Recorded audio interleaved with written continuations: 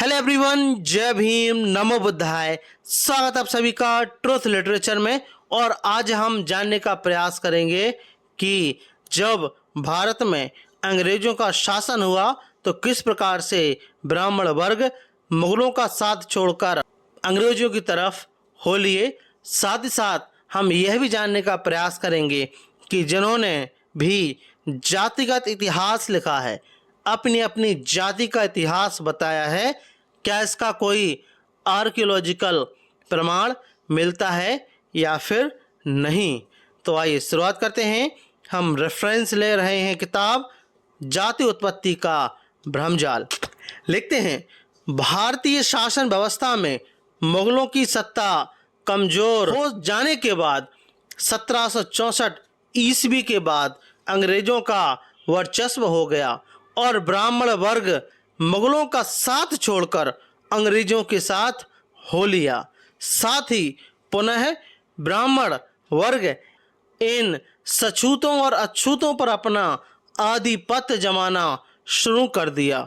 1872 ईस्वी में ब्राह्मणों की कुटिल चाल का परिणाम यह दिखाई देता है कि भारत में अंग्रेजी सरकार से मिलकर अपनी उस काल्पनिक वर्ण व्यवस्था को सत्यापित और स्थापित करने के लिए वर्ण आधारित भारत की जनगणना करवाता है, जिसमें ब्राह्मण जाति को ब्राह्मण वर्ण जो कि सर्वोच्च माना जाता है, रियासत जमींदार को क्षत्रिय वर्ण जो कि सर्वोच्च वर्ग से नीचे होता है, व्यापारी वर्ग को वैश्य वर्ण, कृषक मजदूर कर्मी, पशुपालक, सेवक कर्मकार को सछूत शूद्र वर्ग और परियतक मतलब जो समाज से बाहर रहते हैं मजदूर सफाई कर्मकार को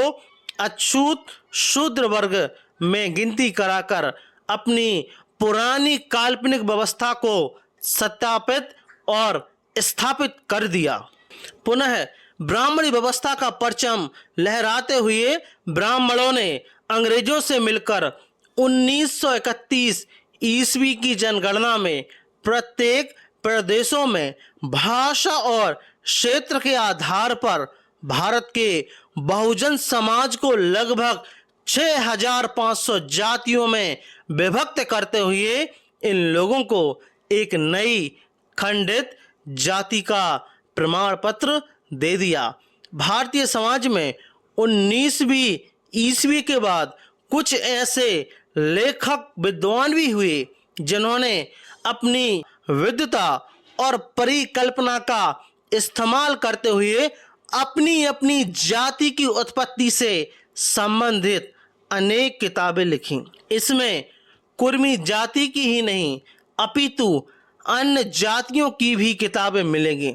अब आपको ध्यान देना है कि लेखकगण अपनी पुस्तकों में उस काल्पनिक युग को वैदिक युग, राम युग, महाभारत युग और कौरव युग, पांडव युग, कर्ण युग, रावण युग, इंद्र युग, परशुराम युग, बलराम युग, कश्यप युग, वशिष्ठ युग, विश्वामित्र युग, अश्वत्थामा युग या अन्य कई प्रकार के नामों से सुशोभित युगों की चर्चा करते हैं। इन सब युगों का समय, भाषा, लिपि, धर्म का ज्ञान कहाँ और कब था, यह बताने का कष्ट ब्राह्मण वर्ग करेगा क्या, यह सवाल पैदा होता है। इसके अतिरिक्त इन सब के बाद और हड़प्पा मोहनजोदड़ो सभ्यता तक के बीच के समय में कौन सी सभ्यता, संस्कृति व लोग और जातियां थी, यह भी बताने का कष्ट करेंगे का, यह भी सवाल पैदा होता है। अगर इतनी जानकारी आपके पास है या थी तो हड़प्पा मोहनजोदड़ो के समय कौन सी भाषा, लिपि, सभ्यता, संस्कृति और धर्म जातियां थीं, यह भी बताने का कष्ट करें। हड़प्पा मोहनजोदड़ो की व्यवस्था के बाद के ज्ञात काल यानी 6ठी शताब्दी ईसा पूर्व से लेकर ईसवी सन के आरंभ तक किस प्रकार के वर्ण या जाति व्यवस्था का प्रमाण शिलापट्ट अवशेष मिलता है, यह भी बताने का कष्ट करें। यह भी सवाल पैदा होता है, जो लोग अपनी अपनी जाति की उत्पत्ति का इतिहास किताबें लिखते हैं। यह उल्लेखनीय है कि 6वीं शताब्दी ईसा पूर्व और ईसवी सन के बीच का समय, यानी कि 600 वर्षों के अज्ञात काल का समय बुद्ध का समय रहा है, जिसमें भाषा के प्रमाण के रूप में प्राकृत पाली भाषा का शिलापट्ट हमारे सामने मौजूद है। इसमें बुद्ध के अनुयायी के रूप में सम्राट बिंबिसार और सम्राट अशोक काफी लोकप्रिय हुए हैं। ऐसे इस ज्ञात काल के सभी सम्राटों की भाषा और लिपि, धर्म, संस्कृति का स्पष्ट प्रमाण उपलब्ध है, जिसमें कहीं भी ब्राह्मण वर्ण और जाति की चर्चा नहीं है। आखिर ऐसा क्यों है, यह भी सवाल पैदा होता है। फिर जातियों की उत्पत्ति की बातें पूर्व काल में मिले अस्पष्ट समानांतर शब्दों के आधार पर वर्तमान परिवेश में हमारे विद्वान लेखकों ने कैसे अपनी किताब लिख दिए। अगर लिख भी दिए तो फिर उन नामों और शब्दों की चर्चा आगे के काल में क्यों नहीं मिलती है, यह भी सवाल पैदा होता है। इसकी जानकारी उन्हें देनी चाहिए। इसके अतिरिक्त लेखकगण इन काल्पनिक युगों, रामायण महाभारत काल के नामों की चर्चा के बाद ज्ञात काल को छोड़ते हुए सीधे 800 ईस्वी के बाद या 1600 ईस्वी के बाद के काल में पहुंचकर किसी जगह उपयुक्त शब्दों से तारतम्य मिलाते हुए जातियों का निर्माण कर देते हैं। पाठकगण, आखिर क्या जातियों का निर्माण महज कुछ शब्दों और वाक्यों के जोड़ तोड़ कर लिख देने से होता है, या पीढ़ी दर पीढ़ी होती है?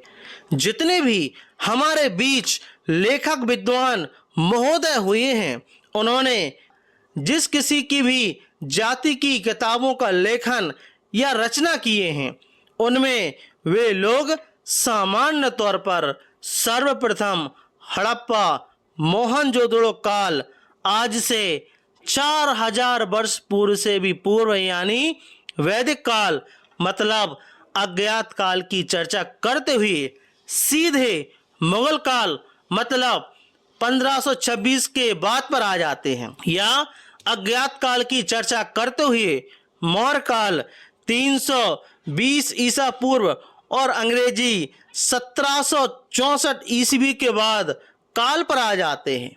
लेकिन बीच के समस्त प्रमाणिक समय अर्थात 2000 ईसा पूर्व से लेकर 1700 ईस्वी के बीच के अर्थात 3700 वर्षों के काल को भूल जाते हैं या अंतर ध्यान होकर मौन साध लेते हैं।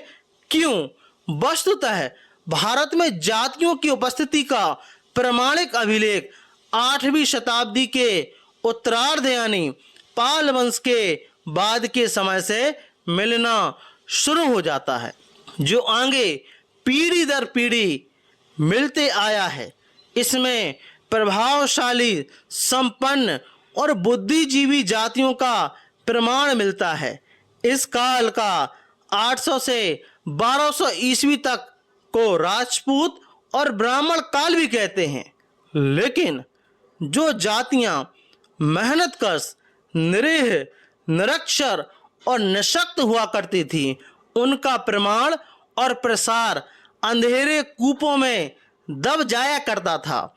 इस कारण गरीब जातियों की उत्पत्ति की अवधारणाएं दब गई थी।